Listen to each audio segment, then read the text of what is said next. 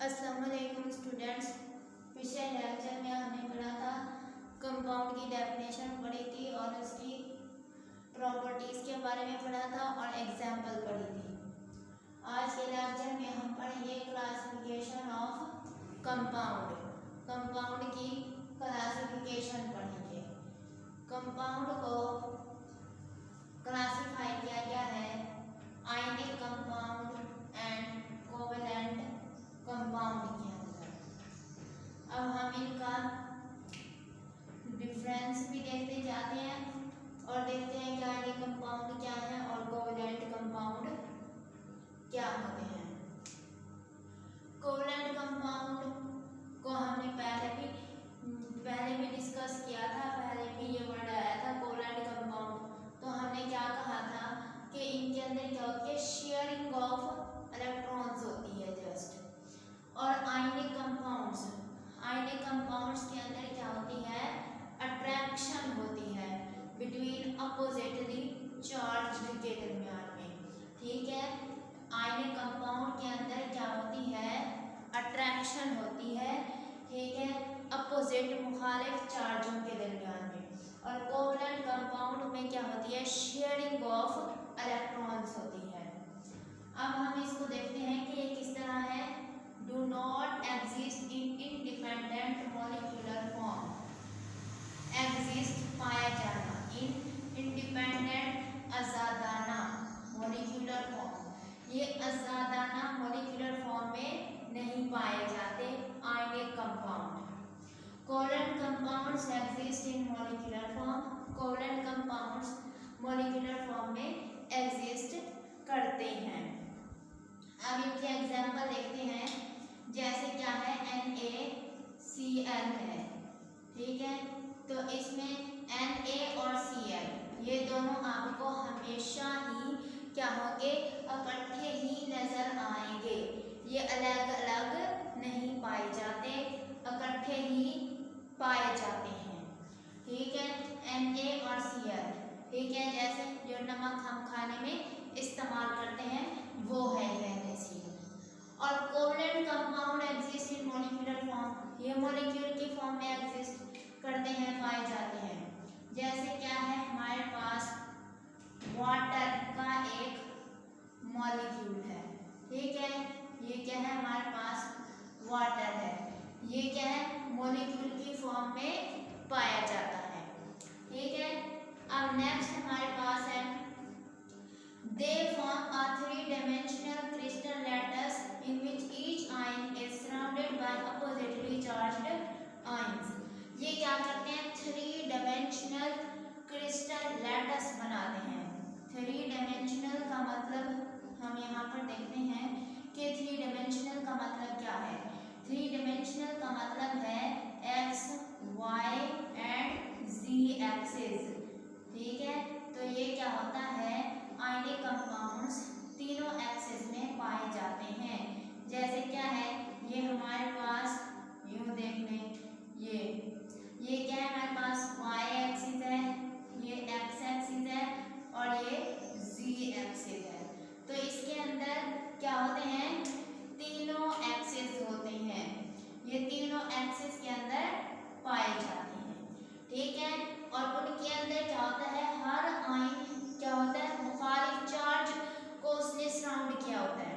जैसे क्या है, Na है सोडियम, इसको क्या होता है, किसने सराउंड किया होता है, क्लोरीन ने सराउंड किया होता है।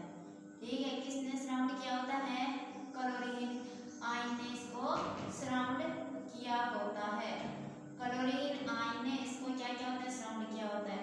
और अगर यहाँ पर क्लोरीन है तो इसको फिर सोडियम ने सराउंड किया होता है ऐसे। ठीक है, किसने सराउंड किया होता है, इसको सोडियम ने सराउंड किया होता है। तो ये हमेशा इस फॉर्म में ही एग्जिस्ट करते हैं। ठीक है, इनके दरमियान में क्या होती है, अट्रैक्शन होती है।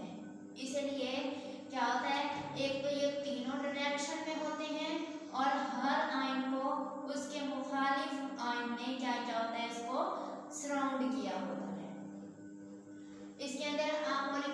a true representative of the covalent compound। यहाँ पर एक मॉलिक्यूल क्या है कि पूरे कोवलेंट कंपाउंड के बारे में हमें बता देता है।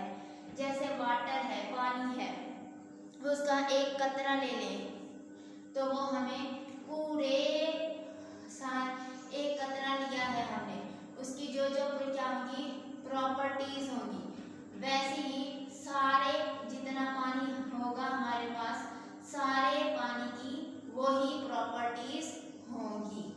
ठीक है, ये हो गई बात। They have high melting points, इनके क्या होते हैं हाई मेल्टिंग पॉइंट होते हैं। वो क्यों होते हैं? क्योंकि सोडियम को किसने सराउंड किया हुआ है? क्लोरीन ने। इनके दरमियान में क्या होती है? अट्रैक्शन होती है, खिंचाव होता है, एक दूसरे को आपस में मजबूती से पकड़ के रखते हैं।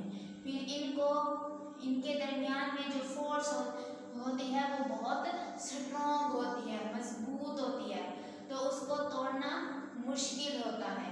तो उसको तोड़ने के लिए हमें ज़्यादा तोड़ने के लिए ज़्यादा एनर्जी लगानी पड़ेगी। इस वजह से इनके क्या होते हैं? हाई मेल्टिंग पॉइंट्स होते हैं। और कोवलेंट कंपाउंड्स के क्या होते हैं? लो मेल्टिंग पॉइंट्स होते हैं। इनके जो उनसे आयंस होते हैं उनकी जो अट्रैक्शन होती है वो कम होती है और उनके अंदर फोर्स भी वीक होती है, मतलब इतनी ज़्यादा तेज नहीं होती, मतलब हल्की सी होती है।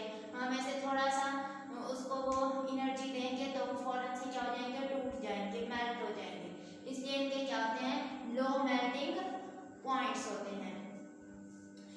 अब आएंगे compounds represented by formula units.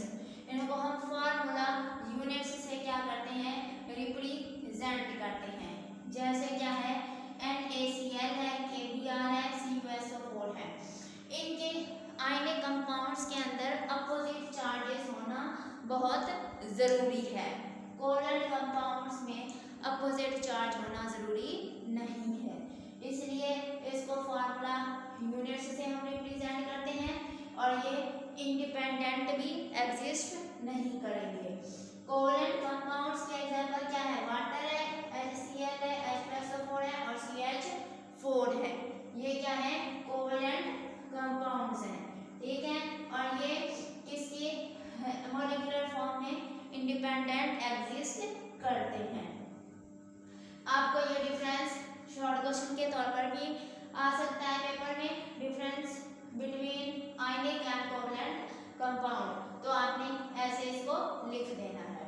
अब नेक्स्ट है हमारे पास एक कंपाउंड है और उसका केमिकल फॉर्मूला, ये आपने याद करना है इसको।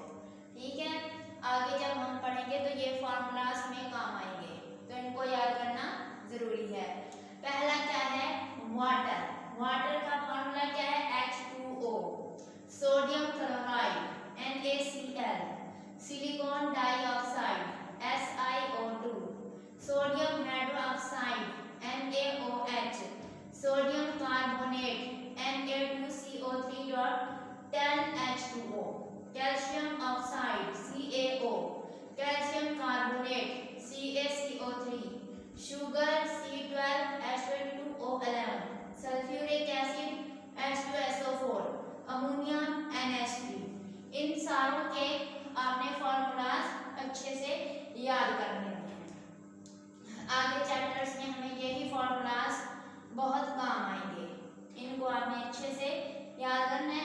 आपको किसी MCQs में भी आ सकता है कि सोडियम क्लोराइड का फॉर्मूला क्या है, सोडियम कार्बोनेट का, या शॉर्ट क्वेश्चन भी पूछ सकता है कि right the formula of sodium carbonate, sugar, sulphuric acid, ऐसे कोई भी आ सकता है, तो आपने इनको याद करना है।